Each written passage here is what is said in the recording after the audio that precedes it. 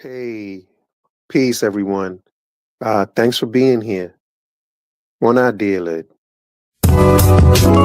Recognize royalty, recognize it, recognize royalty, gotta recognize it, recognize royalty, like they ain't got eyes to recognize royalty. I can feel, recognize royalty, I can see, recognize royalty. Now I recognize royalty, royalty's eyes, royalty. I can see, recognize royalty, I can love, recognize royalty. Now I recognize it. Royalty, royalty. I recognize passion. Never just a man with the title in his hand, with the vital in his hand, with the Bible in his hand. You never just a man with the scepter in demand, with the lecture in the stand, with the vector and the candle.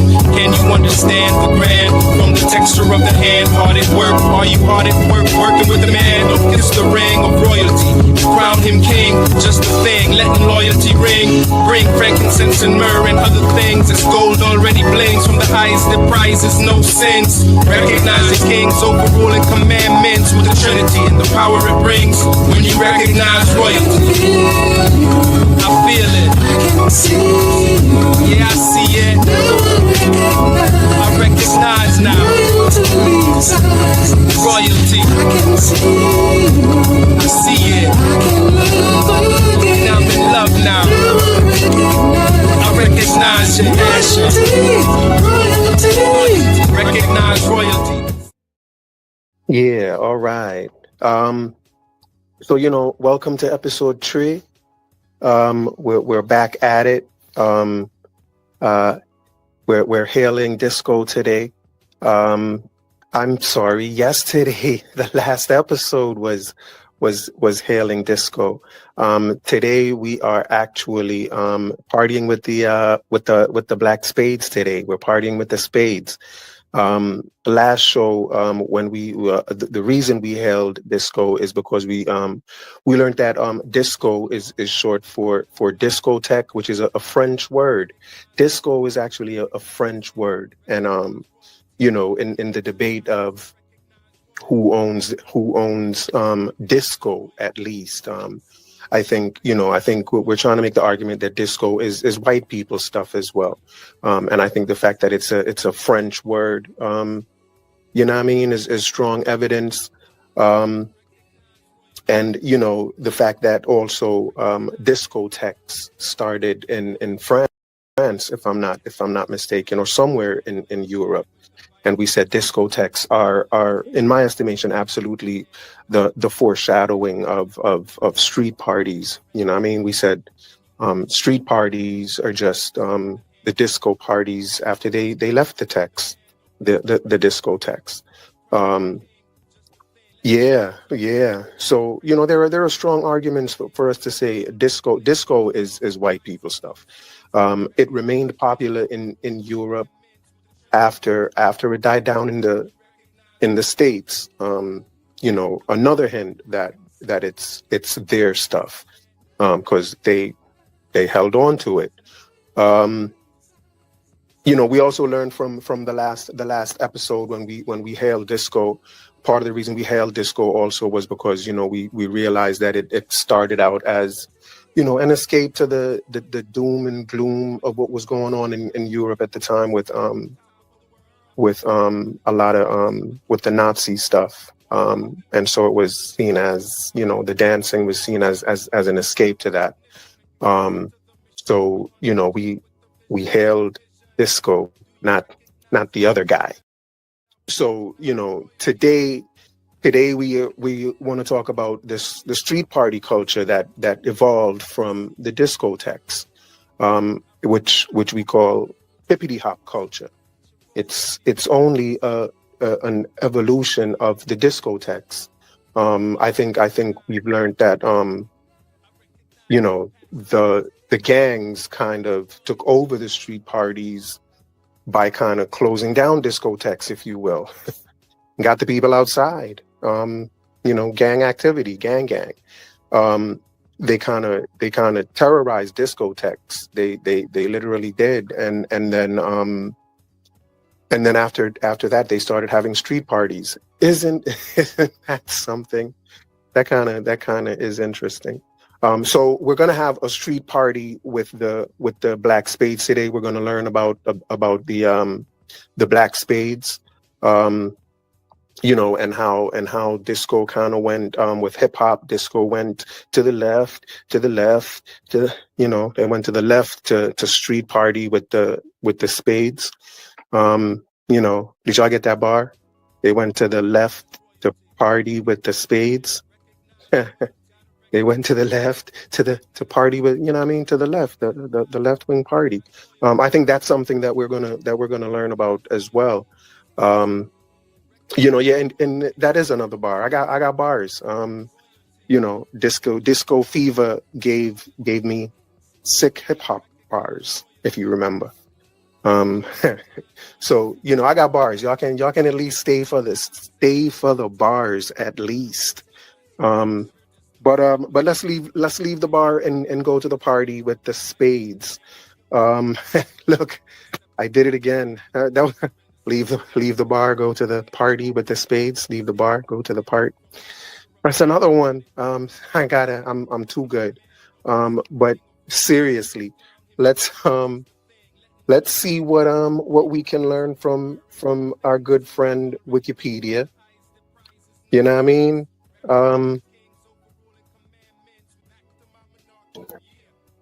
Yeah. Let's do the wiki and see what we can see. So it says the Black Spades were a mostly African American street gang, which started in the Bronx during the late 1960s and gained popularity in the 70s. The gang began to spread from the Bronx to Manhattan, Queens, Brooklyn, Staten Island, New Rochelle, New Jersey, Massachusetts, and Connecticut by the late 1980s. During this period, Latino and white members were more common. The Black Spades, during this period, Latino and white members were more common. The Black Spades have made a comeback in 2019 with more members joining. They are now TBS New Direction, a community service group championing anti-violence initiatives and providing food distribution for the food insecure. Yeah, that's interesting. I've noticed, even with the idea of gangs, terrorizing discotheques and then having the people leave the discotheques and then having parties outside. That's kind of interesting. It's the same way, like with the idea that they're now a new organization that's championing anti-violence. That's kind of interesting that they morph into groups. They kind of start street wars and then morph into a group that fights against street wars. You know what I mean? They terrorize, they get the people out of the discotheques, then throw parties outside. That's interesting, isn't it? Yeah, that's interesting. It's like they steal your phone, then help you look for it. Yeah, that's crazy. That's interesting though. But anyway, let's continue reading and see what else we can learn about the Black Spades. Yeah, so a little more history about the Black Spades. The gang originated in 1968 in the Bronx Dale houses in the Soundview section of the Bronx. Although rumor says they were originally named the Savage Seven, the name from the start was the Black Spades. The Black Spades officially formed in Junior High School 123 on Morrison Avenue in Soundview, originally a teenage street organization. The Spades followed the teachings of the 5% Nation, Malcolm X, the Nation of Islam, and were influenced by the Black Panthers and the Weather Underground organization. That's interesting. Under the leadership of the original president, David Brockington, who was a member of the Nation of Islam, the Spades organized to fight against the racism and bigotry in the Soundview, Glasson Point, Parkchester, Castle Hill, and Throgs Neck neighborhoods of the Bronx. The 1st Division Black Spades policed and protected Bronx jailhouses from the rise in crime, drug dealers, and heroin addicts who began to take over the community. Yeah, I guess this is kind of all making a little more sense to me now. You know, because they said they started in a junior high school, right? So these were teenagers, and so, you know, just the idea of them organizing to fight racism in their neighborhood just seemed like a lot for teenagers to be doing. It just seemed as if they were formed. Now it's kind of clear that the Black Spades was a larger organization. You know, they were a larger organization, and they had a division of, I guess, younger children, and so that's kind of how it all. So they were formed for a specific reason. These were 13-year-old kids, so it sounds as if they were being recruited to join the gangs for a very specific reason. And when you hear about, you know, who they're following, like people like, you know what I mean, the 5% Nation, Malcolm X, NOI, you can see that there sounds to be, you know, it's not just kids, it's grown-ups involved in this whole scheme, if you will. And that's interesting. You know, so they are in gangs, you know. These are kids that are in gangs, so these are badass kids, you know. But then they are in gangs that are organized to fight racism and bigotry. So, you know, they're good ass badass kids. You know, it's kind of weird. It's kind of interesting, and it's very interesting. But it's also kind of strange, you know. Yeah, but let's continue reading just a little bit more. But again, it seems as if the hippity hoppers are just a front for something bigger, a social movement bigger than them. And the hippity hoppers, I'm talking about those 13-year-old kids that were just doing their thing, you know what I mean, with the nursery rhymes, we're at the street parties, you know, doing their thing to the disco, I presume, rapping to the disco, if you will. But yeah, so that's where we are at this point. So let's just continue reading just a little bit. Let me just find where I am. All right. The gang quickly spread to nearby housing projects in the Soundview area, Monroe houses, Soundview houses, Bronx River houses, Bronx River, and throughout the Bronx, starting a subculture inviting music into the lives of gang members. The Black Spades were also participants in the Hoe Avenue peace meeting. Even that peace meeting, the fact of 13-year-old kids being involved in a Hoe Avenue peace meeting, which was, you know, a big deal in the city at the time. A lot of people were there, a lot of politicians were there, the police were there.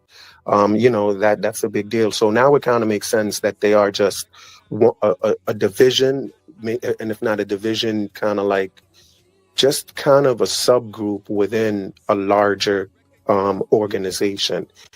They seem to, right, they're the baby spades. You got the Black Spades, you got the baby spades. I think they may have had junior spades. So they're just one level. And I think the whole organization is in charge of that social movement for what hip hop is about. And you know, whatever their role is, it's centered around hip hop culture. and their role that's where their role seems to be kind of centered. Yeah, so let's just hear what else is written here. The Black Spades also included a women's division that started in the Glassing Point Housing and Junior High School IS 131. That's crazy. They were a women's division that started in the junior high school. Now, were there adults in these junior high schools recruiting? That's just so crazy. That's just interesting. But anyway, by the early 1970s, the Black Spades had increased in numbers, and members began to lose focus of their original purpose. The Black Spades and young members, young spades and baby spades, became violent, and other divisions were unrestrained. David Brockington didn't like the direction that they were headed, so he stepped down as First Division president. Afterwards, Monk became the new supreme president of the Black Spades, which became a full-fledged street gang.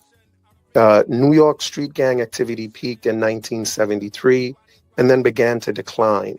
Reasons for this decline included violence and drug use, as well as a move to the burgeoning hip-hop culture in park jams, block parties, and clubs. Yeah. That's all interesting.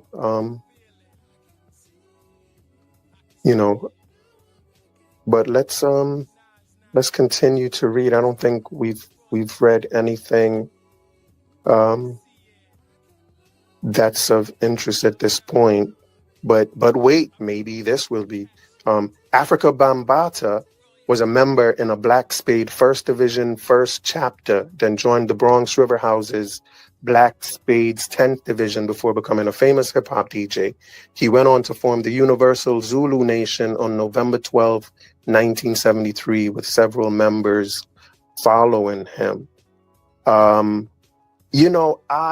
told y'all these were some badass baby kids, right? Like the kids that started it, since these are the gang member kids, these are baby kids. And it looked like Bambaataa is baby. Like, that's pretty much what this is. Hippity hoppers that are claiming hip hop are claiming Bambaataa as their father. Because it sounds as if, Afrika Bambaataa is behind the whole, recruiting these kids as part of that gang. You know what I'm saying? And doing what he's doing. Afrika Bambaataa is your father. He's the father of hip hop, if you ask me. You know what I'm saying? And you can have him. You can have him as your father. Let's hope it works out better for you than for them other kids. Allegedly. But yeah, but y'all are children of Afrika Bambaataa and the Zulu Nation. That's who the hippity hoppers are. That's who y'all are. But let's read a little more. There's Kool DJ Herc. Yes. The Jamaican brethren. Bo. Are you stop? No, let me stop. Let's see. Kool DJ Herc, an early hip hop music pioneer. So this is referring to Kool Herc as a pioneer. You know what I mean? And that's good because, you know what I mean? He didn't create hip hop. Nope. That's all Bambaataa. Bebe created hip hop for his kids. So it's not Kool Herc. So it says Kool Herc, an early hip hop music pioneer, credits gangs including the Black Spades with getting the hip hop scene started. Gangs including the Black Spades, and you know what I mean. The Black Spades looks like Bambaataa was running the Black Spades. Bambaataa is your father. Bambaataa and the Zulu Nation. You know what I mean? That's who created hip hop. Afrika Bambaataa and the Zulu Nation created hip hop. You know what I mean? Excuse me, let me switch that. They took white people's music and switched it up and created hip hop. You know what I'm saying? But it's still white people stuff. You know, the same way they took white people's music and mixed it and scratched it and uh, break it or break beat it. The same way they just take people's music and do what they want with it is the same way they took white people's culture, disco culture. They took disco culture and remixed it and scratched it and broke it. You know what I mean? And created hip hop culture. But that's all it is. It's just remixed disco culture. But it's white people culture nonetheless. It's the gang version of white people culture. But it says DJ Kool Herc credits the Black Spades with getting the hip hop scene started. It started coming together as the gangs terrorizing a lot of discotheques back in the days. Man, exactly. They were terrorizing the discotheques. Makes sense. They were, you know what I mean? And I think that made people not want to go to the discotheques. And if you don't go to the discotheque, you got to party outside, maybe go to the street parties. I mean, it sounds like a plan with these gangs, man. It always sounds like a plan. You know, they terrorize the discotheques, get them out the tech so they can have street parties.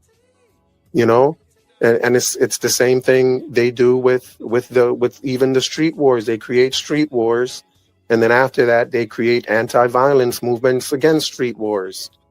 Like, I don't know. It sounds like a scam to me, but whatever. What do I know? Again, it says it started coming together as the gangs terrorizing a lot of known discotheques back in the days. I had respect for some of the gang members because they used to go to school with me. They were the Savage Skulls, Glory Stompers, Blue Diamonds, Black Cats, and Black Spades. Yeah, so it doesn't look like Kool Herc was one of them gangbangers. You know what I mean? Us Jamaicans, we don't be gangbanging. We don't be down with that stuff. I mean, well, okay, I'll take that back. But Kool Herc didn't mess with that stuff. He just hung out with y'all. He just hung out with y'all and brought his stuff and threw parties with y'all. But that was it. That's all we had to do with it. We don't want no more than that. All right. The organization had a strong following through the late 1990s. Around this time, many young members of the organization transitioned their membership to the Blood Street Gang in NYC. The Bloods. So the Bloods are East Coast and the Crips are West Coast. Like, you know what I mean? You can't have hip hop history without and a history about gangs without mentioning the Bloods and Crips. Bloods ran the East Coast as far as, and then the Crips are West Coast. I wonder if that has anything to do with the social movement. Maybe I'm thinking too much. What y'all think? Maybe? Who knows? So, you know, and I think also that maybe, again, I think that's probably the main reason why it's so hard to get rid of the N-word, is because, you know, the N-word belongs to hip hop culture and hip hop culture belongs to the gangs. You know, you're not going to get rid of the N-word because you're not going to get rid of the gangs. And I don't know if our community is ready to get rid of gang culture yet. We are too invested in the gang. We are gang. You know what I mean? We love everything gang. The Black community loves that. You know what I mean? And that's not just African Americans, that's Jamaicans, that's Puerto Ricans. For some reason, I don't know if it's an inner city thing, but it's gang. It's West Coast, East Coast. Our community is really engulfed in gang culture. Let's see if there's anything else of interest. In early 2022, a resurgence of Black Spades members have risen in the River Park Towers housing complex of the West Bronx. This latest incarnation of the Black Spades are a neighborhood self-policing unit that has plans to participate in homeless food drives, after-school programs at CIS 229, and other positive neighborhood development. So, you know, again, You know, they always seem to morph into positive neighborhood stuff after creating a lot of negative neighborhood stuff. But I don't know. That's another topic for another show. But yeah, just to summarize, for my hippity hoppers out there, the baby spades are just one division of or one level of the black spades. So they're just really, they're just really children with, they're pawns, if you will, in whatever the social movement of hip hop was and really is. This is a movement centered around gang culture. It's centered around drug culture, and it's centered around sexual promiscuity. And that's what disco culture was as well. Disco culture was the drug culture and the sex promiscuity. What hip hop added was just the gang culture to it. There it is. Disco is drugs and sexual promiscuity, and hip hop is just gang activity added to that. That is what is added to disco to make it hip hop. So you didn't really add music. If anything, you added gang culture to what was going on, or gang activity to the whole movement. So gang activity, drugs, promiscuity, which, right now, P. Diddy is the poster boy for. P. Diddy is hip hop. Yeah. And the history of hippity hop is the history of Afrika Bambaataa and the Zulu nation. That's really, what it is. And so another question is what were they about? What was going on with Bambaataa and the Zulu nation, and the whole, just everything else? What else were they involved with in terms of the movement with creating hip hop? And we may go there next, in terms of what direction we take for this rabbit hole, as we go down in the rabbit hole and see where it takes us. Yeah. So I think we've touched on everything. Nothing else left to say at this point, other than, look out for part 4, man. Part 4 is coming. Part 4 is coming. So, you don't want to miss it. Hit the like button, please. May I beg you, hit the like button. And the subscribe. Hit subscribe right after you hit the like button. You know what I mean? And then the notification, like, it don't cost nothing. Hit the notification bell as well. It can only help. And then join my Discord server. Join the Discord server. It's the link is in the description of the video. Join the server. You get to interact with me all day. Ain't that something? Don't get no better than that. You know what I mean? Shout out to Sunchild. Sunchild is one of the main ones that is brave enough to interact with me in the Discord. So, it's me and Sunchild. Y'all can come hang out with me and Sunchild. How amazing is that? 2 for 1. You know what I mean? So join the Discord. It's a lot of fun. We get to talk all day, every day, which is amazing. And I think that's all. I think that's enough to ask of people. Did I mention Twitter? I mean X. Join my X at American Dream Guy. I'm on X, American Dream Guy. Follow me. You know what I mean? Follow me, no man. Sure. Yeah, I think that's it now. That's it. There can't be more. No, the last thing. Y'all see the Cash App, right? The Cash App is right there. American dream is alive. But you know what I mean? You gotta help keep the dream alive. Teamwork makes the dream work. Yeah, that's another bar. Teamwork makes the dream work. Yeah, man. Word up. American dream is alive. Hit the Cash App. That's what's up. It would be highly appreciated. You know what I mean? Word up. Y'all are the best for being here, man. It's amazing to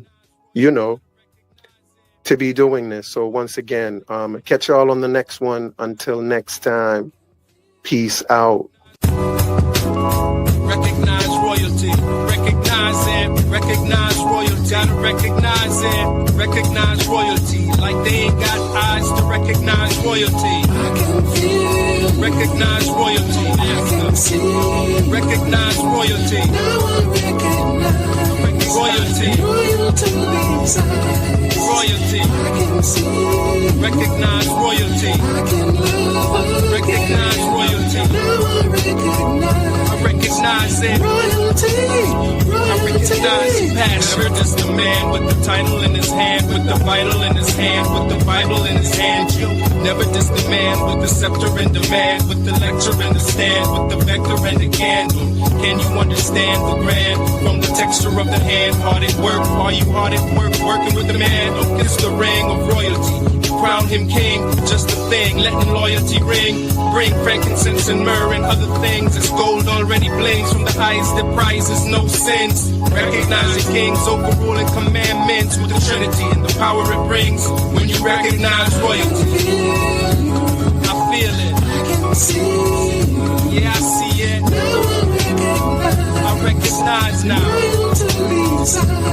royalty.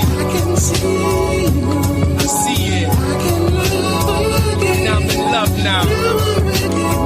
I recognize your passion. Recognize royalty. Sunrise royally. Sitting on top of the world. I'm five morally. Status of a king for surely. Morally, we pop on things till we stop the impurity. We pop them just for recognition.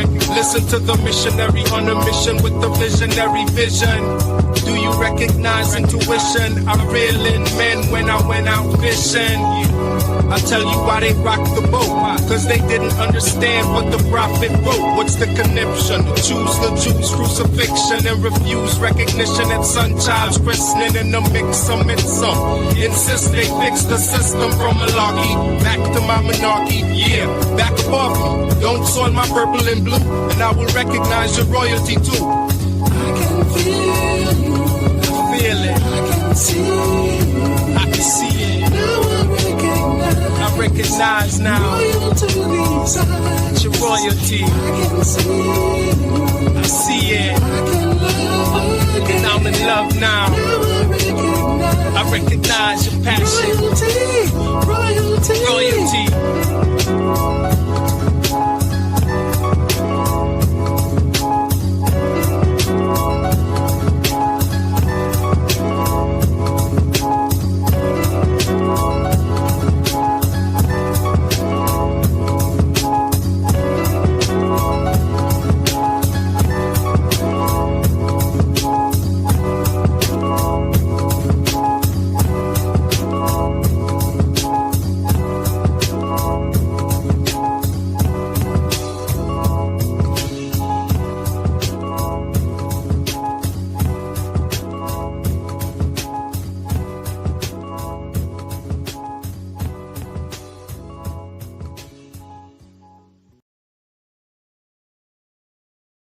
Hey, peace, everyone.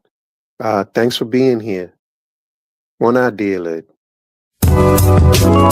Recognize royalty, recognize it, recognize royalty, gotta recognize it, recognize royalty, like they ain't got eyes to recognize royalty. I can feel, recognize royalty, I can see, recognize royalty, now I recognize royalty, royalty, I can see. Recognize royalty.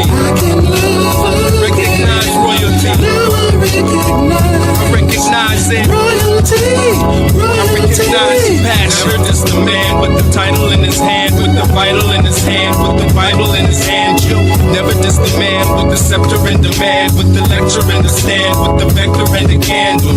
Can you understand the brand from the texture of the hand? Hard at work, are you hard at work? Working with the man, don't kiss the ring of royalty. Crown him king, just a thing, letting loyalty ring. Bring frankincense and myrrh and other things. It's gold already blings from the highest of prizes, no sense. Recognize the kings overruling commandments with the Trinity and the power it brings. When you recognize royalty, I feel it. Yeah, I see it. I recognize now royalty. I see it. Now I'm in love now. I recognize your passion. Recognize royalty. Yeah, blessings. Once again, welcome to part 4 of our saga. So far we've learned that hip hop is white people stuff. Hip hop is white people stuff. And mainly because of disco. And hip hop's connection to disco kind of reveals exactly who is hip hop's creator. We said disco is a French term. Discotheques were invented in France, and street partying is kind of an offspring of the discotheque, which was imported to the U.S. So because of disco and because of gangs, hip hop is added gang culture to disco. The Black Spades actually copied white gangs as well. They actually dressed in the way white gangs dressed, they actually wore jackets with swastikas on it. Now, not to say that they agreed with Nazi ideology, but they did it just as a way to intimidate people. But regardless of that, I think a lot of the white gangs did it for the same reason, as an intimidation factor. So, the fact that we have the black gangs dressing like the white gangs, I think we can easily say gang culture, especially the black street gang culture, is copying the white street gang culture, if you will. And so if we look at it from the aspect of disco or gangs, it in terms of hip hop, it goes back to white folks. Africans, we roll in tribes. Africans roll in tribes, not gangs. Gangs is white people stuff. So hip hop is white people stuff. Similar to the music, we said they just took disco and R&B songs and made a new genre by cutting and scratching music that already existed. And it's the same thing with the culture. We just remixed disco culture. We remixed disco music, called it hip hop music, and we remixed disco culture and called it hip hop culture. But that's really all it is. It's just drugs, sex, and gang. That's what hip hop is. It's and again, it's just an evolution of disco culture. And so, from the last video, after we partied with the Spades, we discovered that Afrika Bambaataa is the father of the hippity hoppers. Afrika Bambaataa is your father. And we said P. Diddy is hip hop. P. Diddy is a good representation of hip hop today, with the sex, the promiscuity, and the gang. I don't know about the gang stuff too much, but I'm going to go out on a limb and assume there's some of that in there as well. And then there's the idea of LGBTQ in the hip hop movement. You know, we said hip hop moved to the left, to the left. So when they move to the left, you know, I think that social movement of hip hop is there an LGBTQ agenda in there as well? Because with the birth of it from Bambaataa and his the allegations against him with young boys, with young hippity hoppers, I guess. And then with P. Diddy and everything going on with him, you just wonder, we learned that, the gay population had a role in creation of disco. And so, I think that it's also quite prevalent in hip hop. So the father of hip hop culture is disco culture. And Afrika Bambaataa is the father of the hippity hoppers. And Zulu Nation as well. Afrika Bambaataa and the Zulu Nation is the creator of hip hop. And so, for that reason, today's video, today's lesson is what's today's mathematics? What's the mathematics, son? And I'm gonna say today's mathematics is knowledge. Or it could be wisdom.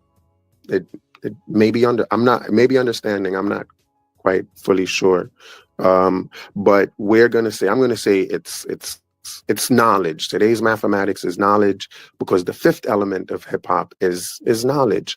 And today, we're gonna talk about the fifth element of hip hop, the knowledge around hip hop, and kind of learn a little bit more about it, and maybe see if Black people really did create hip hop or not.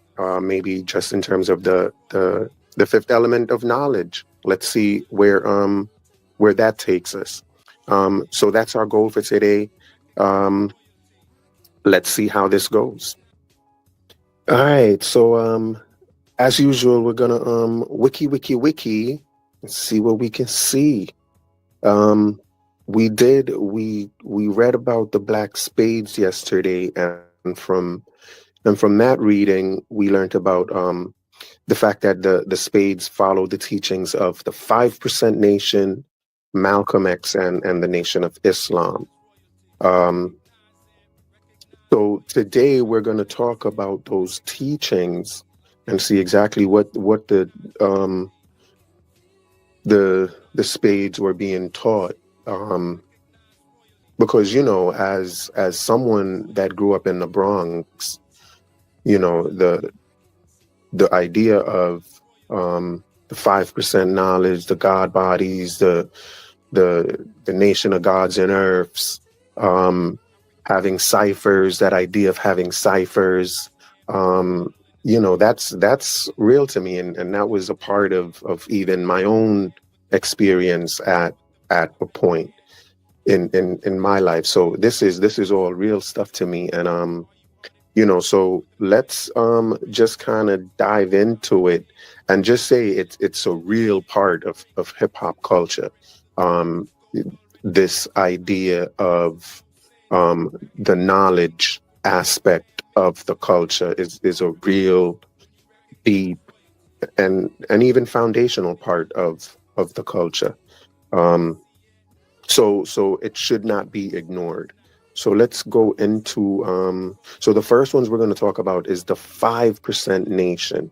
So let's see what it says about them, if we can. It says the 5% Nation, sometimes referred to as the Nation of Gods and Earths, or the 5%ers, is an Afro-American nationalist movement influenced by the Nation of Islam that was founded in 1964 in the Harlem section of the borough of Manhattan, New York City, by Clarence 13X, who was previously known as Clarence Edward X. Let's see who Clarence X is. Let's read about him a little bit. It says Clarence 13X, also known as Allah the Father. Wow, that's a name, boy. Um, Clarence 13X, also known as Allah the Father, was an American religious leader and founder of the 5% Nation, sometimes referred to as the Nation of Gods and Earths. He was born in Virginia and moved to New York City as a young man before serving in the United States Army during the Korean War. Well, thank you for your service, sir. After returning to New York, he learned that his wife had joined the Nation of Islam. So it's the Nation of Islam seems to be the center of kind of all of the knowledge that the fifth element is made up of. So he followed his wife, taking the name Clarence 13X. He served in the group as a security officer, martial arts instructor, and student minister before leaving for an unclear reason in 1963. So there was a lot going on in the NOI. They were doing a lot of stuff. He was into martial arts instructor and student minister. So this seems, NOI seems like it was, and I don't know, may still be kind of, or really, they got a lot going on. He enjoyed gambling, which was condemned by the NOI, and disagreed with their teachings that Wallace Fard Muhammad was a divine messenger. After leaving the NOI, Clarence 13X formed a new group with other former members. He concluded that all Black men were divine and took the name Allah to symbolize this status. He rejected the belief in an invisible God, teaching that God could be within each Black man. In his view, women were earths that complemented and nurtured men. He and a few assistants retained some NOI teachings and pioneered novel interpretations of them. They ascribed teachings to the meaning of letters and numerals. Understanding the meaning of each letter and number was said to provide deep truths about God and the universe. Yeah. What's today's mathematics, son? I think each day the day of the month, like that, those numbers, each number represents something, a different mathematics, if you will, or a different learning, or teaching. And so it was numerology, for lack of a better word. And all of this stuff, like I think I've mentioned before, is pseudo knowledge. It's pretty pseudo stuff. Like this is a numerology cult, for lack of a better word. So Clarence 13X referred to his new movement as the 5%ers, referencing a NOI teaching that only 5% of the population knew and promoted the truth about God. One way that he distinguished this group from his previous faith was by rejecting dress codes or strict behavioral guidelines. He allowed the consumption of alcohol and at times the use of illegal drugs. Wow. Allah himself allowed the use of alcohol and drugs. So why wouldn't hip hop be, rampant with drug use and alcohol? Allah allows it. Like that's interesting. In 1964, Clarence 13X was shot by an unknown assailant, but survived the attack. He is Allah. He's supposed to survive. Am I right? After an incident several months later in which he and several of his followers vandalized stores and fought with police, he was arrested and placed in psychiatric vandalizing stores and fighting with police. That's no way for Allah to behave. That's just crazy. That's un-Allah like. Um, After he was arrested and placed in psychiatric care. It sounds right. He was diagnosed with paranoid schizophrenia. He referred to himself as Allah, which had become his preferred name. He was released from custody after a 1966 ruling by the Supreme Court placed limits on confinement without trial. Although he initially taught his followers to hate white people, he eventually began to cooperate with white city leaders. Yeah, I guess teaching to be okay with whites is an eventual thing, but he was teaching to hate white people. And I think that kind of goes along perfectly with hip hop culture. You know what I'm saying? The fact that yeah, there's just a lot of hate for white people everywhere nowadays. So it says, although he initially taught his followers to hate white people, he eventually began to cooperate with white city leaders. They gave him funding for a night school, and in return, he tried to prevent violence in Harlem. In June 19, this is the same guy that was vandalizing stuff, remember, and fighting with police. In June 1969, Clarence 13X was fatally shot. Oh, okay, so he wasn't really Allah. The identity of his killer is unknown. The mayor of New York City and several other prominent leaders expressed condolences to his followers.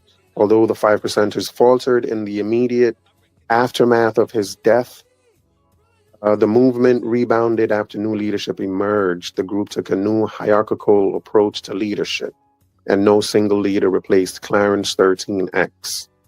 He has been held in high regard by 5%ers who celebrate his birthday as a holiday. Yeah, and you know, I think this kind of makes sense as to why FBA has chosen Lord Jamar as one of their leaders. I think Lord Jamar is a 5%er. Someone can correct me, but I'm pretty sure Lord Jamar is a 5%er. And so, you know, yeah, the fifth element seems quite pseudo-ish right now. But let's,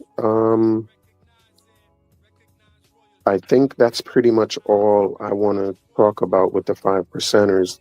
The next person was Malcolm X. I don't think I need to say anything about Malcolm X. Everybody knows Malcolm X. Malcolm X is the standard of manhood in the Black community and in hip hop culture in particular. Malcolm X is the man. You know what I mean? It's Malcolm. Malcolm is him.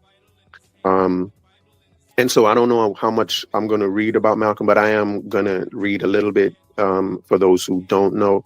Malcolm X, born Malcolm Little, later El-Hajj Malik al-Shabazz, was an African-American revolutionary, Muslim minister, and human rights activist who was a prominent figure during the civil rights movement until his assassination in 1965. Spokesman for the NOI until 1964. He was a vocal advocate for Black empowerment and the promotion of Islam within the African American community. Yeah. Once he went to jail, it was actually in jail that he encountered the NOI and joined the NOI. You know, and he got it to jail from his prison activity. I wonder if Malcolm was in the Black Spades. Was Malcolm in the Black Spades? That's interesting. I know he was familiar with the Black Spades. But yeah, there's always that connection. If you're in the NOI, you're connected. You're gang. Okay, so it says he was a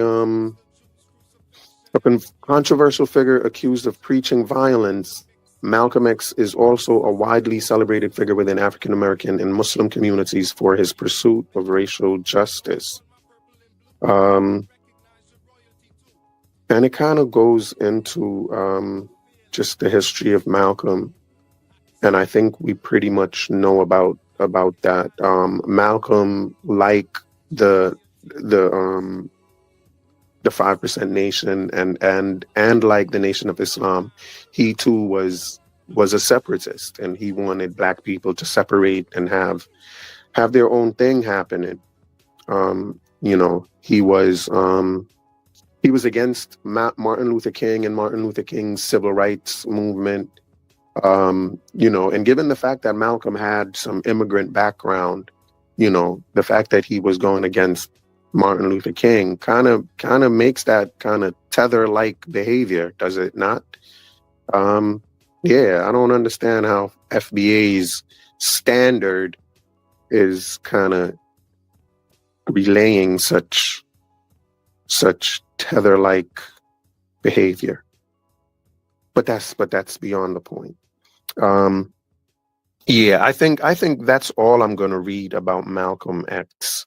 I think the main thing here is that he is integral to the fifth element of hip hop, and he is one of those. He's one of those people that is really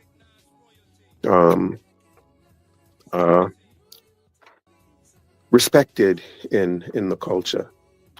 So last but not least is the Nation of Islam. Let's just talk about the Nation of Islam a little bit. It says the Nation of Islam is a religious organization founded in the United States by Wallace Fard Muhammad.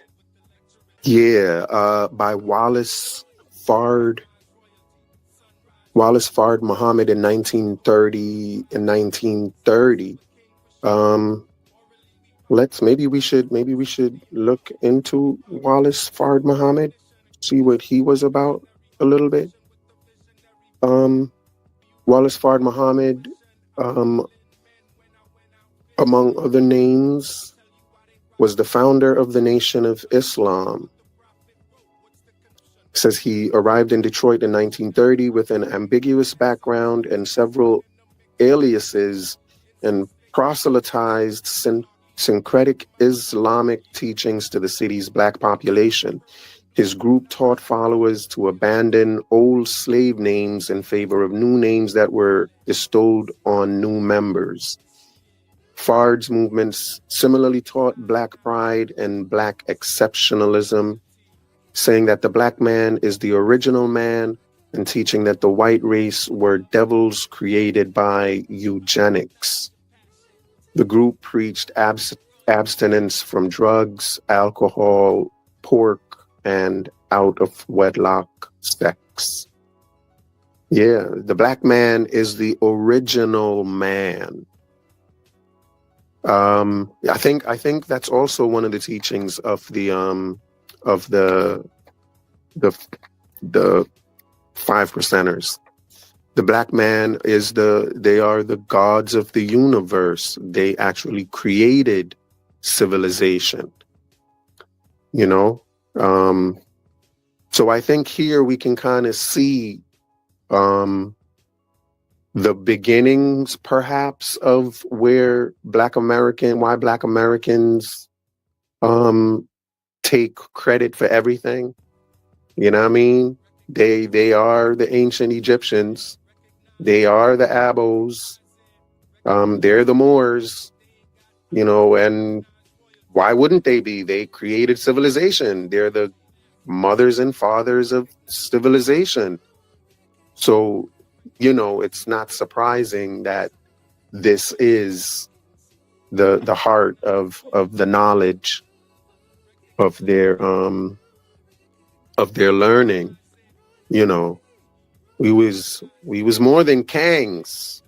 We was more than Kangs. We was gods and earths. We're a powerful people.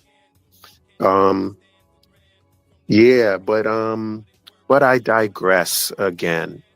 let me read a little more about Fard Mohammed. Let me read a little more about him. Um, so the group preached abstinence from drugs, alcohol, pork, and out of wedlock sex. So, at least he didn't promote drugs and alcohol. Good for him. Good for you, Fard. Um, After one of Fard's followers, clearly psychotic, performed a human sacrifice. Ooh, okay, human sacrifice was happening. Yeah, but he was clearly psychotic. Yeah, let's roll with that. Fard was briefly arrested. Fard was set free, but he was ordered by police to depart Detroit and not return. Wow, get out. Like, even though this guy was psychotic, it looks like they said Fard, was kind of, I don't know, they kicked him out. They felt he was responsible somehow. You know what I mean? Um, but they said to get out and don't come back. But instead, he continued to return to the city, where he was spotted by police in 1934 after repeated arrests and death threats. Fard left Detroit and ultimately disappeared. Elijah Muhammad succeeded Fard as leader of the NOI. Fard's teachings, in turn, influenced many, including Malcolm X, Clarence 13X, boxing legend Muhammad Ali, and indirectly basketball star Kareem Abdul-Jabbar. Next thing it goes into are his origins. So let me just read a little bit about Fard's origins. And again, I think this is important since he is kind of the heart, the center. The fifth element is centered around Fard Muhammad. So let's give him some attention. It says Fard's origins are uncertain, as Fard variously identified as white, black, Spanish, Arab, Afghani, and on one occasion Jewish. Scholar John Andrew Morrow describes Fard as a racial and ethnic chameleon, noting Farad lived in one of the most vicious, racist societies in the world, America. The conditions in which Black people and indigenous people lived here were horrific. Segregation was severe, bigotry abounded, white supremacy permeated everything. Lynches were a daily occurrence. There were columns in the newspaper titled "Today's Lynchings." Wow. Fard witnessed unspeakable horrors committed by genuine devils. Why would Master Fard pass for white? Who wouldn't? So I guess there was a lot of criticism for him passing for white, saying he was white, black, he passed for Spanish, Arab, Afghani. And, I guess this guy is excusing that and saying that, he was hiding who he was to kind of, I guess, bypass whatever was happening at that time. It goes on to say many scholars argue that Fard may have had been from the Indian subcontinent. On his World War I draft card, Fard identified as a citizen of Afghanistan, born in Shanghai. Fard reportedly spent time in the Ahmadiyya Mosque, a movement prominent in Pakistan. Used translations of the Quran from Pakistanis and bestowed Pakistani names on followers. Fard's teaching of the tribe of Shabazz may have been tied to Pakistan's shrine of Lal Shabazz Kalanda. Some speculate Fard was a Turk or a Greek. He had been known as Fred the Greek or Fred the Turk in 1908. Some claim Fard was a white man, perhaps from New Zealand. Fard indicated that background in records from 1920. In 1924, when he married a woman from Spanish ancestry, Fard claimed he had been born in Madrid, Spain. I will say though, I just don't think he's an African American. He doesn't look African American. He's Middle Eastern or something. Do I want to say he's white? He could be. He looks like a white man. He's more white than black. So even in this respect, we see that the fifth element goes back to a white man. At best, he's a Middle Easterner. So, hip hop's fifth element goes back to not a black man. These are not teachings of black people or of Africa. Islam is definitely not an African religion. And it says here that he was specifically into the Ahmadiyya mosque. Let's just read a little bit about what that was. That may tell us a little something more about who he is. Ahmadiyya, officially the Ahmadiyya Muslim Jamaat, is an Islamic messianic movement originating in British India in the late 19th century. It was founded by Mirza Ghulam Ahmad, who said he had been divinely appointed as both the promised Mahdi, or the guided one, and Messiah, expected by Muslims to appear towards the end times and bring about by peaceful means the final triumph of Islam, as well as to embody in this capacity the expected eschatological figure of other major religious traditions. So he was the same way Fard was everybody. He was white, black, everybody. This guy, the Mahdi, is every religious prophet ever. He embodied them all. Ahmadi thought emphasizes the belief that Islam is the final dispensation for humanity as revealed to Muhammad, and the necessity of restoring it to its true intent and pristine form, which had been lost through the centuries.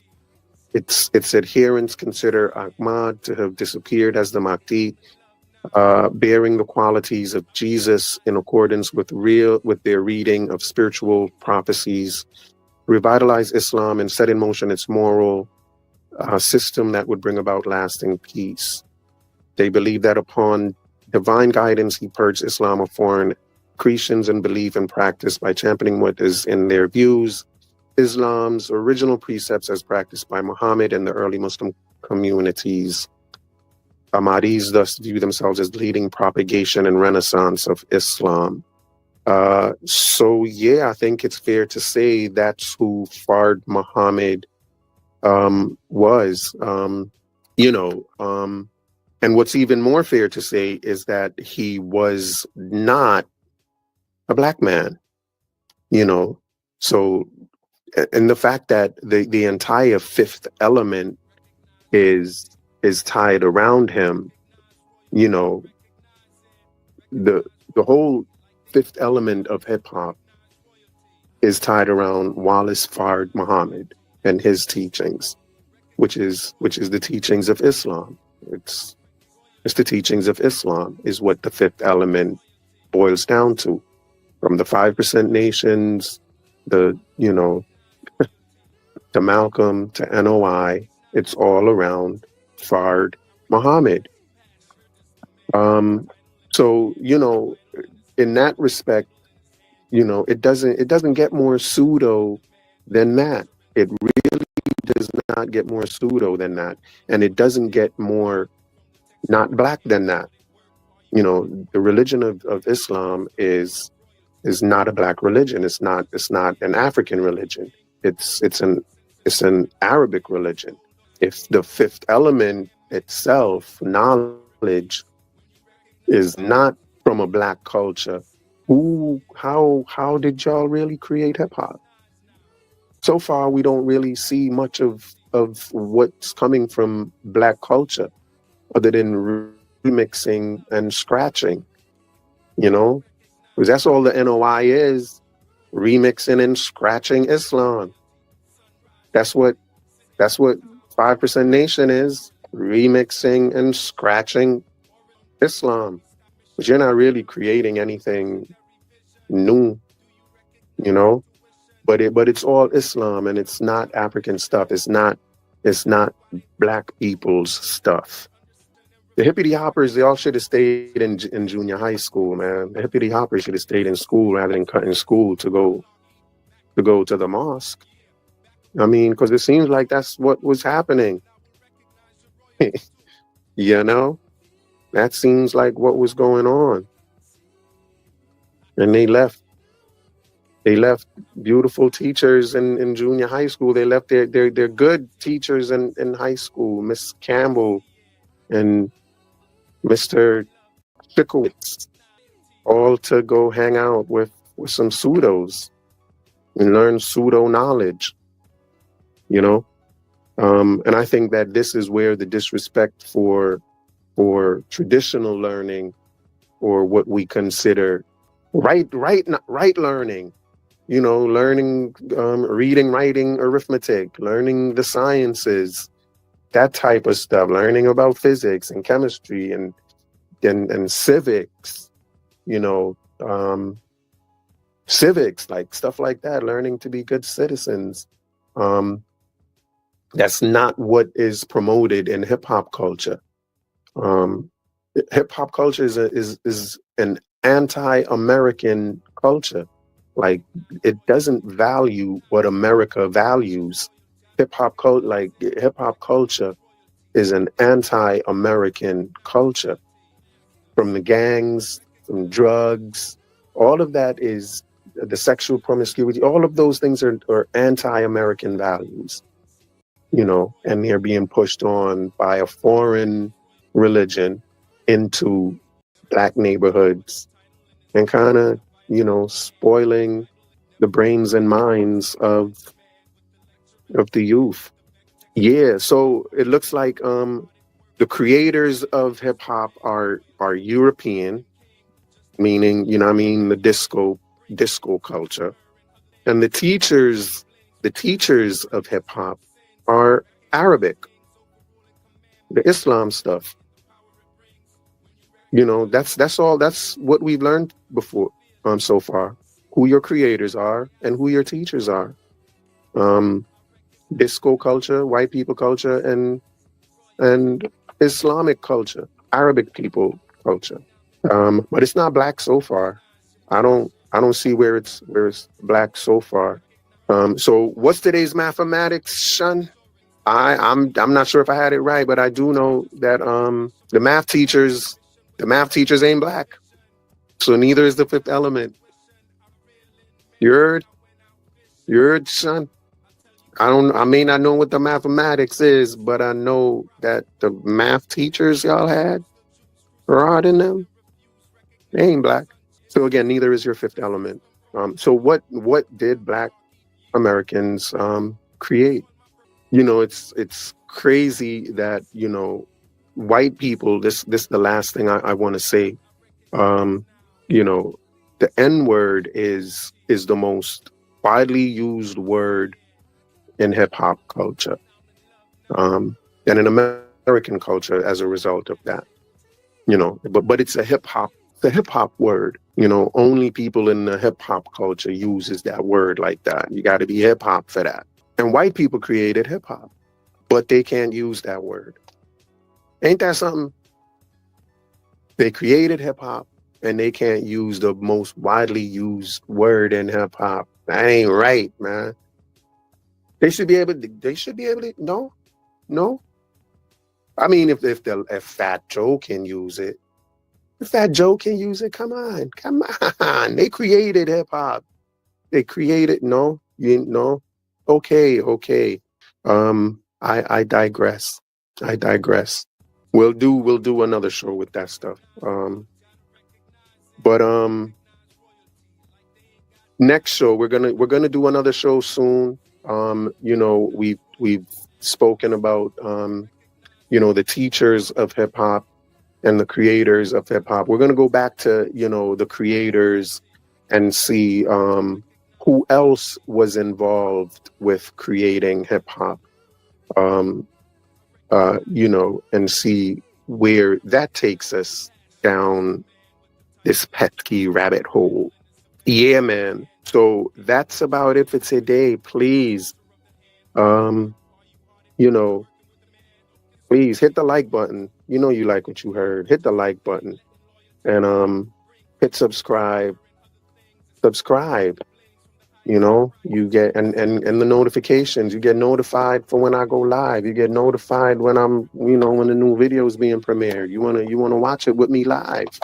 We can talk about it together. So subscribe and be notified.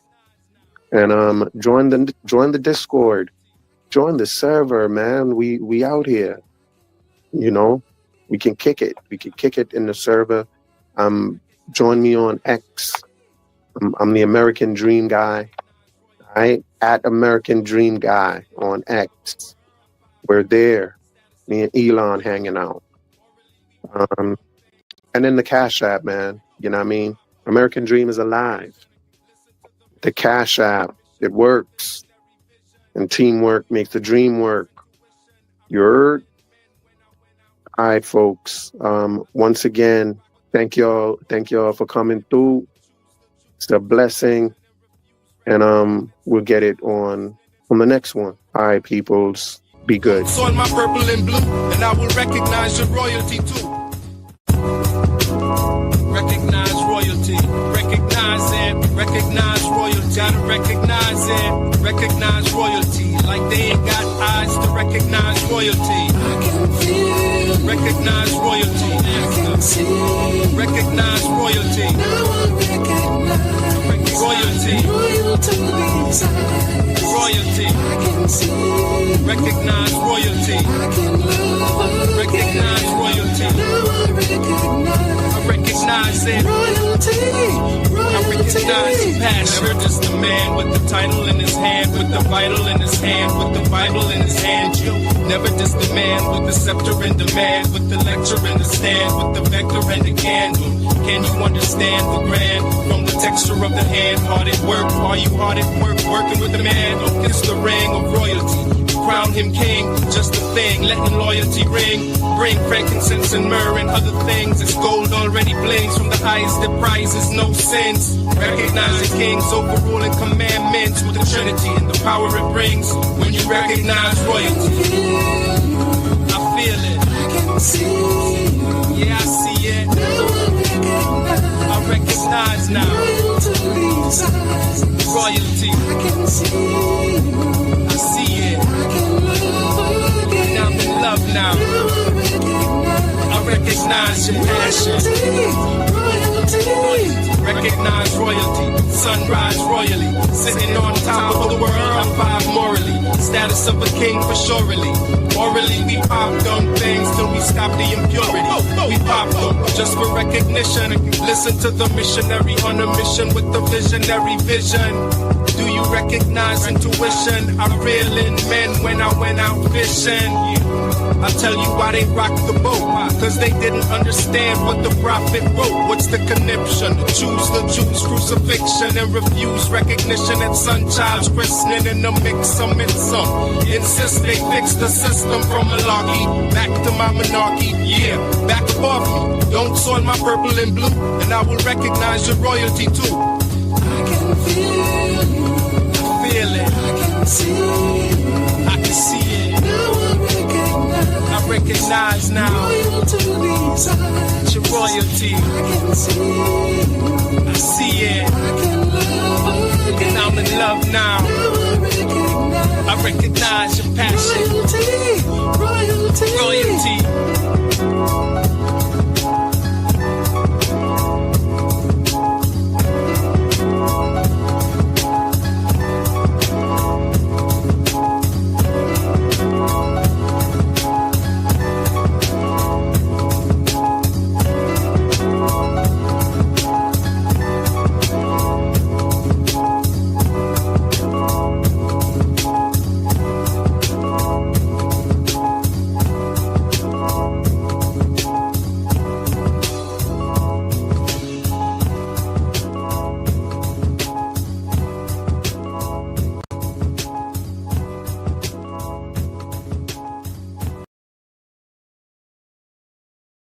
Hey, peace, everyone. Thanks for being here. One idea, lid.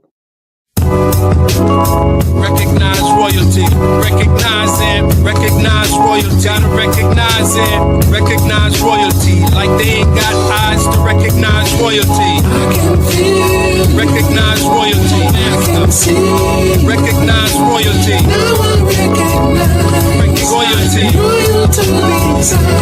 Royalty. I can see. Recognize royalty. I can love. Recognize royalty. Now I recognize it. Royalty. I recognize passion. Never diss the man with the title in his hand, with the vital in his hand, with the Bible in his hand. You never diss the man with the scepter in demand, with the lecture in the stand, with the vector and the candle. Can you understand the grand from the texture of the hand? Hard at work, are you hard at work? Working with the man, don't kiss the ring of royalty. Crown him king, just a thing, letting loyalty ring. Bring frankincense and myrrh and other things. As gold already blings from the highest that prizes no sins. Recognize the kings overruling commandments with the Trinity and the power it brings when you recognize royalty. I feel it. Yeah, I see it. I recognize now. Royalty. I see it. Now I'm in love now. I recognize your passion. Recognize royalty. Yeah. So once again, peace. Welcome to part 5 of our saga. Part 4, we did the mathematics, son. And we said the creators of hip hop are white, and the teachers of hip hop are Arabs.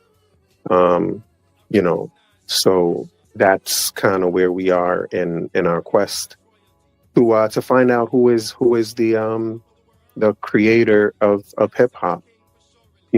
At all turns we're finding out that it's there are very non-black influences going on, and a lot of remixing and a lot of cutting and scratching.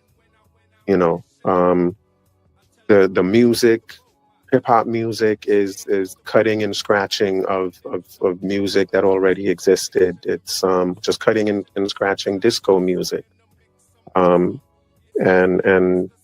rapping over it, and dancing to it, and that's hip hop culture. The same with the teachings. The teachings is just cutting and scratching Islam and creating NOI, and cutting and scratching some more and creating the 5% nation, the gods and earths. So that's where we are. Creators are white, teachers are Arab. We want Arab money. We want Arab teachers. That's what's up. And we want Arab teachers from the Messianic groups, which is what Fard Muhammad was a part of. Fard Muhammad was one of those, Messianic types who, believed that the black man was the original man. He actually believed in the Mahdi. Y'all can kind of look it up or watch the last videos. It's all in there. The Mahdi, who is the Messiah. And that he's going to return to come and save the black man and all that. But the idea drawn is that the black man is the original man, and we created civilization, which makes sense, or at least helps to explain why black people take claim to creating everything. We created the Egyptian civilization. We created the Moorish civilization, the Moorish civilization that conquered Europe. We're native to America. We're the Abos. Anything great, that's us. And now even America, we created America. We're foundational Black Americans, So I'm wondering if just that whole idea of wanting to take credit for everything is kind of in our subconscious psyche somewhere, which is just residue from, our teachings that we are the original man and the creators of civilization. Create civilization. Why couldn't we create everything? Or at least take credit for it. um, yeah, but knowledge, we also said knowledge as the fifth element, um, even more importantly, is un-American. It's a separatist hate for white people. The white man is the devil ideology. That's what the knowledge element is all about. And it's also about drugs and sex and gang activity. Um, or maybe not the knowledge element, but hip hop in and of itself is gang, sex, and drug activity. And all of those things are un-American. That's the main idea, is that, hip hop is an un-American culture. The creators are white, the teachers are Arab. It's an un-American system and an un-American culture. But today we're kind of gonna go back and look a little bit more on the creators of hip hop. We're gonna talk about that a little bit more and kind of see where it takes us. Yeah. All right. So here we go. So the next thing we want to do is we want to take a little hippity hop to the candy shop. That's our next move in our adventures. And what that means is we're going to take a look at the origin of the term hip hop. So, as usual, we're going to wiki. Let's see what we can see. So it says the origin of the phrase hip hop is unknown, but a very old example of the phrase appears in scene 2 of an anonymously written satirical play from 1671 called The Rehearsal, thought to be written by George Villiers, second Duke of Buckingham, and others. Wow. Imagine that. Imagine that. The very phrase hip hop goes back to the Duke of Buckingham. Isn't that special? Yeah, man. That's so lovely. So yeah, the phrase itself goes back to a play written by the Duke. A character in the play named Bays says, "I is not I gadha." Or to go off hip hop on this occasion is 1,000 times better than any conclusion in the world I got. This play, that was pretty good.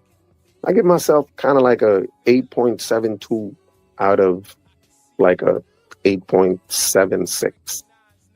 That was pretty good. That was pretty good.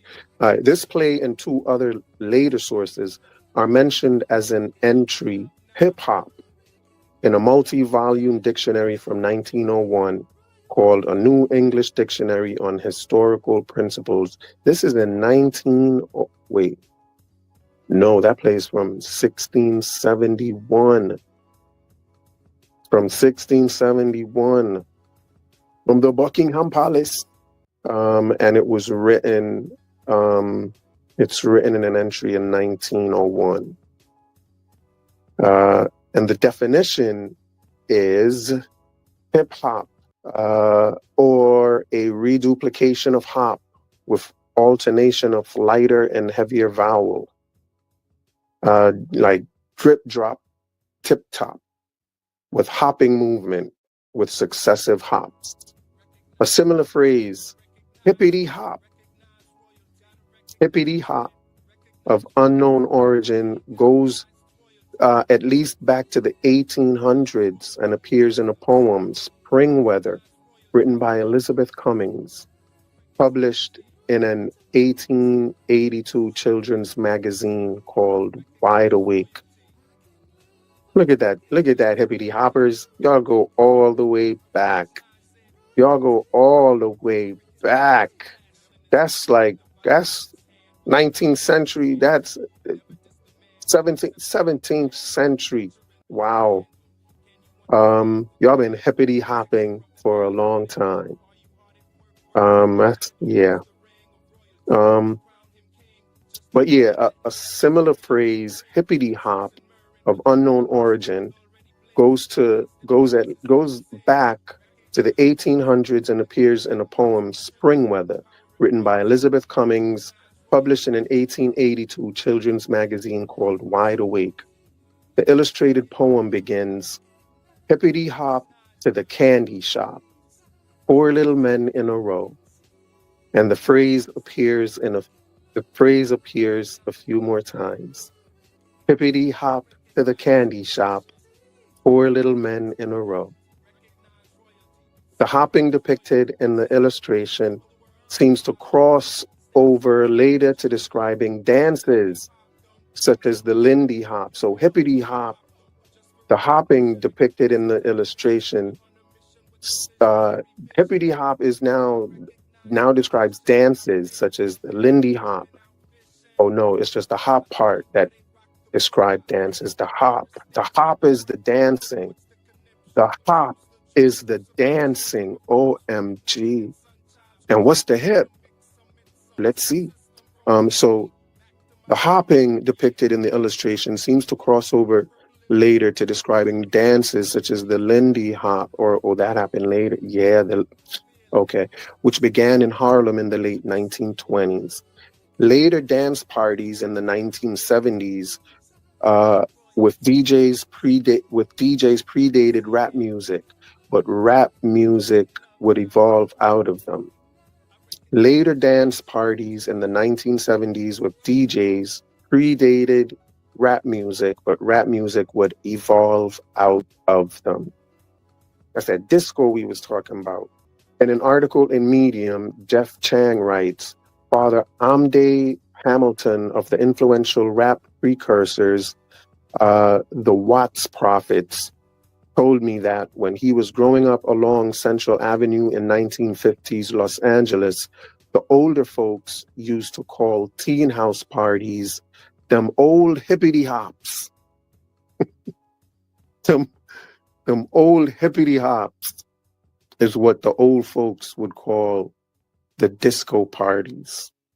That right? Yeah. Hippity hops. The earliest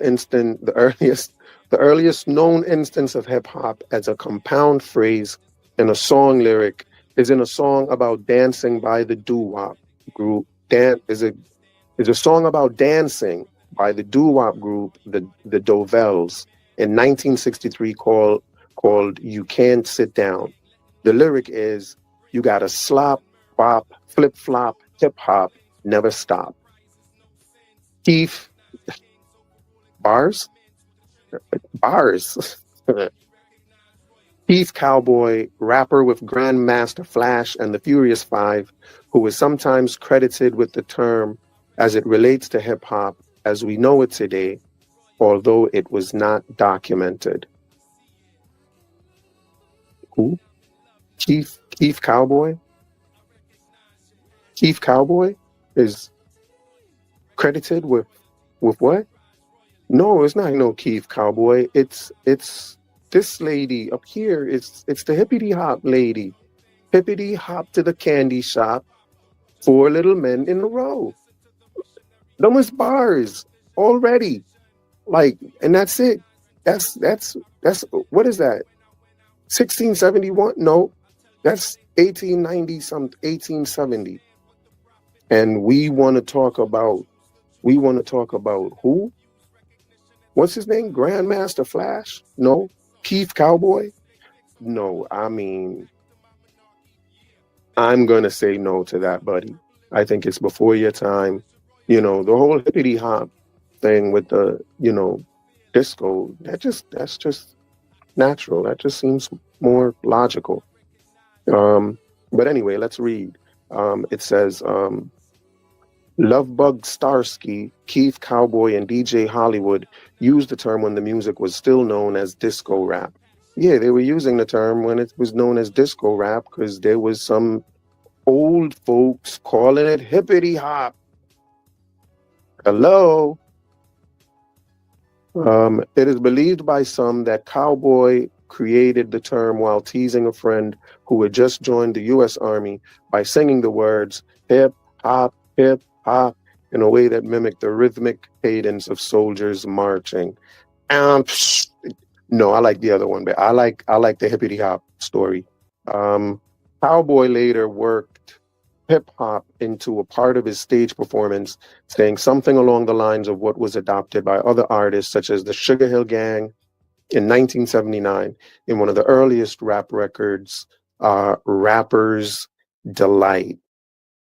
Cowboy later worked hip hop into a part of his stage performance, saying something along the lines of what was adopted by such artists as the Sugar Hill Gang in 1979 in one of the earliest rap records, Rapper's Delight. I said a hip hop, hibbity hip hop, yeah, and you don't stop. Yes, I was very bad, but it was a bar. Universal Zulu Nation founder and music artist Afrika Bambaataa is credited with first using the term as a five-element culture of which the music belonged, although it is also suggested that it was sometimes used as a derogatory term. Um, yeah, by them old folks, hippity, they was calling y'all hippity hoppers. Come on, my word. My word, them old folks was tired of y'all. You got to be kidding me. So it was used as a derogatory term. Makes perfect sense. Hip hop music in the early 1980s was an anti-drug and anti-violence social movement led by Afrika Bambaataa and the Universal Zulu Nation. Yeah, it was them gangsters, the gangsters, they start wars and then turn around and start anti-violence movements, start violence, then anti-violence. And that's what they do. That's the gang way. The term was used in an article of February 24th, 1979 by reporter Robert Flipping Jr. in the New Pittsburgh Courier. The article is about DJs and discotheque nightclubs in Pittsburgh and does not mention rap music, but says this. DJ Starsky, or Lovebug Starsky, one of the more prominent bass disc jockeys, he is also responsible for the derivation of the hip hop. Lovebug Starsky is also credited for the term by Afrika Bambaataa in January 1982. Interview by Michael Holman in East Village Eye. Holman stating, hip hop, the all-inclusive tag for the rapping, breaking, graffiti writing, crew, fashion wearing, street subculture. The term gained further currency in September of that year in another Bambaataa interview in The Village Voice by Stephen Hager, later author of a 1984 history of hip-hop. Yeah, it's them. Hip-hop and rap music are often used interchangeably, but the term hip-hop has also been historically used to describe a culture of which music is a part. Historically, hip-hop is a cultural movement that emerged in the South Bronx in New York City during the 1970s, which included emceeing or rapping, graffiti art or aerosol art, breakdancing, DJing, and knowledge. Yeah, all of this is so inspiring. Yeah. This is, the rabbit hole has been very, hold on, I'm not even going to say that. Yeah, man, this has been very revealing. So, the term disco is white, the term hip hop is white. The hippity hoppers, the old folks calling them like that is just so natural to me. It makes sense to me. It's hippity hop is old white folks, you know what I mean, just being annoyed with the young white folks with their loud music, that damn disco. Don't you see it? Damn it, you hippity hoppers. That's what hip hop is. Yeah, you know. So hippity hop to the candy shop, 4 little men in a row. You know? I mean, it's a bar. You know, I can hear it now. Hippity hop to the candy shop, 4 little N-words in a row. This is hip hop. This just feels right to me. This just feels right to me. You know, I think this is like a very exciting ride and glance through the corridors of hip hop history. This is awesome. Can't wait to see where we go next. You know what I mean? So, you know, so far it's all white people. Black people are there cutting and scratching. We cutting and scratching, you know, and we're cutting and scratching white people stuff. We're just remixing white people stuff. You know, in a court of law, they can claim it. In a court of law, they can claim it. I'm telling you. And if in a court of law they can claim it, in a court of law they should be able to claim the use of the N-word.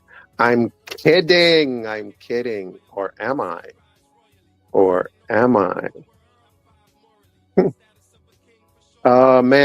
Man alive. Listen, you know the routine. Hit the like button. Subscribe. Hit notification. A lot's gonna happen. Join the Discord.